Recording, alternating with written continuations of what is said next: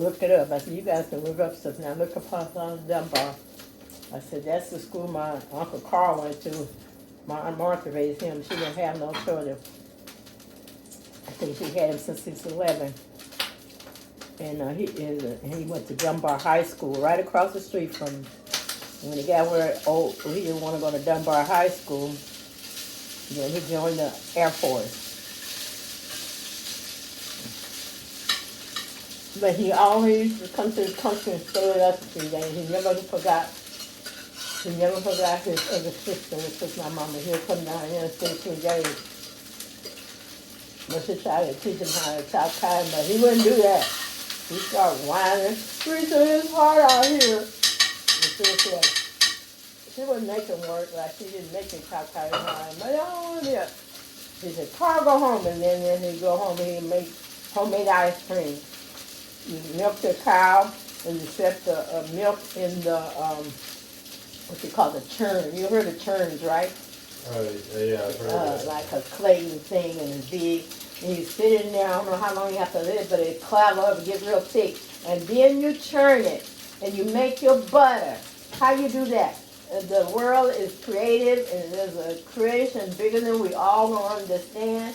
And I ain't say I understand it all, but I know what we did.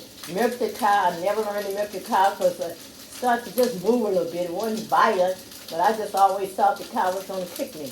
But I turned the milk with a turned clabber, get real thick in the clay pot, and you turn it, and it turned to butter, and it had a little yellow, you call it, I don't know what they call it, wood thing, and a whole pound of butter. And when it gets clabber, you turn it turn the butter, and you put it in that yellow little thing. I think I used to have some here by a jiggy rack. And then it turns, it chunks up like butter. So don't tell me we always got some creativity. Some people waste it. And I tell Gabron. No, I ain't wasting mine. Oh, well, good. Well, I tell Gabron, I don't want to hear these people tell me nothing. Oh, these other people, oh, my child, they died offending. Why? Because you brought it over here. The children didn't do it. Children haven't done that crap. And then they keep making some, it's just what? Stop destroying the children. The messages. And I'm bringing the fencing over, and it's killing our white children. No, you killing your white children. Because you're the one doing it, and you're the one that helping them bring it over here. So I don't want to hear all that lie you grown folks tell. And then little George, he never talked back to me, but I used to walk the streets. No, you ain't standing in the street. He still remember. And little George never talked back. I get out there, little George, you got 50. I don't care, choose any friend you want. I ain't trying to tell you. But you got 15 minutes to stand here and talk to your friend. And then when I go back, because I'm always walking the streets, and when I go back, if I see him again, one time he started to run behind this big building that's still on, Indiana, in Venice. Tried to hide. I didn't say anything. I saw him. I went right around there. Little George, let's go. His daddy was living at that time. I said, listen, you need to tell little George he needs to stay out in the street. Then my Uncle Carl said the trailer's crazy. They mix up the French. They don't know who they are. And then Carl was living right next door before he moved here. And Carl was there. He's just doing what he see the other people doing. I said, you know what? He's not the other people's nephew. He's my nephew. If they didn't want him to be my nephew, then they should have had him, but he's going to always be my nephew. And little George would never talk back to me. Never, never, never. He'll start crying first because he said, I wish you shut up, but he could cry. He remembered. He'd start crying. He'd never talk back. I said, yeah, because here I come.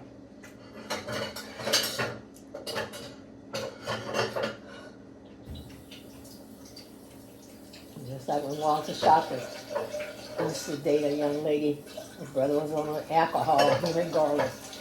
And Rosa was staying my sister Mary. And she asked if she could come live with me because the brother would get drunk. Drunk do something for you and beat up his sister. So I said, yeah, you can come live with me. So she came and lived with me for maybe about 2 years until I got ready to get married. And then I told her she had to move. And then she married a guy. She never gave birth to children, but she married a guy, I think, that had 4 children. Mary said, you never would know they were her children. I said, well, that's the way you do it. She wanted him, and he had children, and he had the children, and they still together. So you can't rule nobody else's mind. And that's about how it goes. Rosie Garland, Garland. And I saw her first cousin, Richard Garland, the first guy that, when you took me to the funeral place, didn't you? Like a church. But I don't think they had no funeral, because when I went to the door, there were no people there. I said, something's wrong, right? It's not like a... And then the guy at the door said, the family's in there. And then Rosie Lodge, her daughter, who's first cousin to them, she said, Rochelle said, they didn't have no repast like black people have. You kind of people die and invite somebody, chef or something to cook a lot of food. I said, yes, they did have a repast. I said, because I know. I didn't even go inside of the church, and then they had the repast upstairs at Calvary Baptist Church down there where we passed going to the clinic. I said, they had it at church, right? I mean, up there right after church with a lot of food. Of course, I can't eat a lot of food, but I guess I ate they had salad. I ate a salad. And so a lot of people, quite a few people came. So she got that part wrong. And I don't know, they didn't have the obituary. They had one in the obituary, but they didn't have no obituary like they used to with his mother and all this kind of stuff. They just had 3 things about him on the obituary. And I met him the next night after I got here on 16th Street where my sister Maybelle was living. She had gotten married and she came back to Texarkana, Arkansas, get me out of the woods when I was, how old was I? I was 16 in the 10th grade. I came out here and stayed with her about 3 months. And then I went back to Texarkana, Arkansas. And some people said, well, you should let her stay out here. And then my sister May, which was right, she said, well,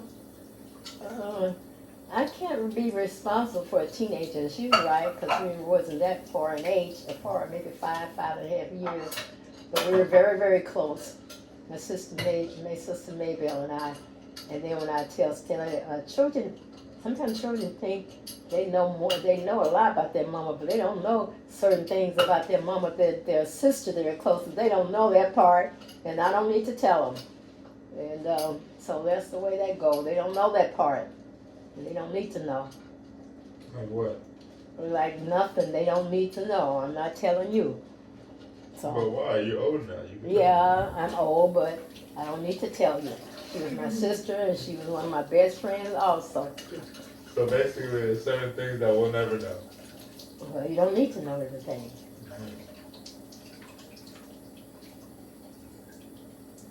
What if I want to know? You just want to, and you're not going to do anything with about knowing. I'll be glad. I guess they're not going to put no flyers in my about voting today. I'm sick of them because I already put ours in the call box. Somebody don't tear them up.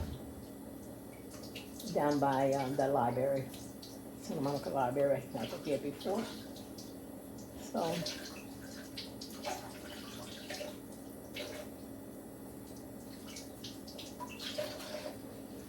I tell you about my mama. She was a brave woman. I wrote about her when I was took classes at Santa Monica City College. I took it was Psych 11, and I wrote about my mother. We were in Texarkana, Arkansas, and she would take me and King up there. I guess we were about 10 and 9 up there just to get us out of the country, walk the street. We'd go next door to a man named was Tillman. He wasn't black. I don't know. He might have been some other nationality because everybody, people think it's white ain't white. And so we used to go there and get his groceries. My mother had to come out here because when I went back home and I told my King, there's no men back here. We didn't have no cars, so we had to walk miles out there to get to the bus to go to school. And King and I, we always went to school. And when I went back from here, staying out here, I told King, we're going to stay back here and die. We don't have no men back here. And he said, well, I'll go to California. So he came to California. He joined the Calvary Baptist Church. And he stayed there until he died. And I think that's where he had his funeral. And he went to work for Security Bank, which is now Bank of America. Because we always did work ever since we was young. And he went to work there as a janitor. And he also went on and graduated high school. And so they say life is a journey, it's a journey. And so I tell people, I said, I'm just talking to you. I said, I'm just telling you, you're going to have some difficult time, but don't give up on difficult time. Just take time and evaluate yourself and keep praying and keep trying to move. Like I'm trying to cure this sore toe, can't hardly walk. They gave me some different kind of medicine this guy did. And he said, so I'll try that, see if it works.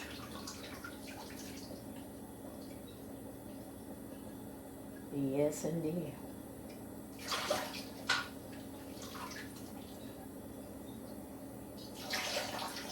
And then my Uncle Carl also told me, my great-grandfather, which was my mother's father, my mother's great-grandfather too, he said he came from France. I said, I know, France purchased Louisiana. And they speak, and somebody asked me, your mother she's a Creole? I said, no, she never told me she was no Creole. She always said at the time when we used to call her, she always said she was a colored woman. And Clinton came from the place that she's Hope, Arkansas. And we had family in Hope, Arkansas, which I only remember going there about once. You're a Creole. I said, no, I don't know what I am. I said, my mother didn't ever tell me that I was a Creole, so I'm not a Creole. I'm a black woman, and that's not going to change.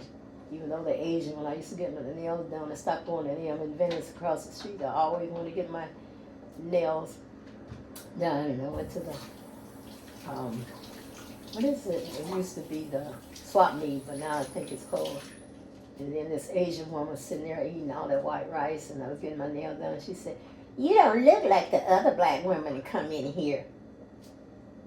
You look just like the other black woman. To you? Yeah. And then I turned around to her. We I just said, just light skinned, but well, other than that. I never thought I was any different than somebody who was darker. They just dark. I see a lot of dark skinned people now. Like when I went to the clinic on Friday, saw this guy, I forget where he said he's from, but he's much darker than we are. And he said, first I came in, where you come from? He told me. A lot of black people all over the world. He told me where he came from, but I forgot where he said. And he said, first I came to New York, and then I went to Philadelphia, and he said, now I'm here. And I think he said, I'm going to stay here. I said, well, good. So that's the way that go. They didn't create this world. Somebody greater than we all know did. Oh, I'll maybe some people out here. And there you are. You believe in Allah? Muhammad? In Allah?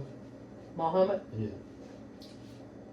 I don't, well, it might be Allah, but I never believe, I just always been raised as a Christian Baptist, and I don't dislike anybody because the Muslims used to come by my house and knock on the door. I didn't say, you can't come in here, you're a Muslim. They talk, and I talk with them. I know it don't matter to me. I didn't create these people. And you make friends when you want to make friends with them. We were walking and my door was right at the opening, so they knock on my door.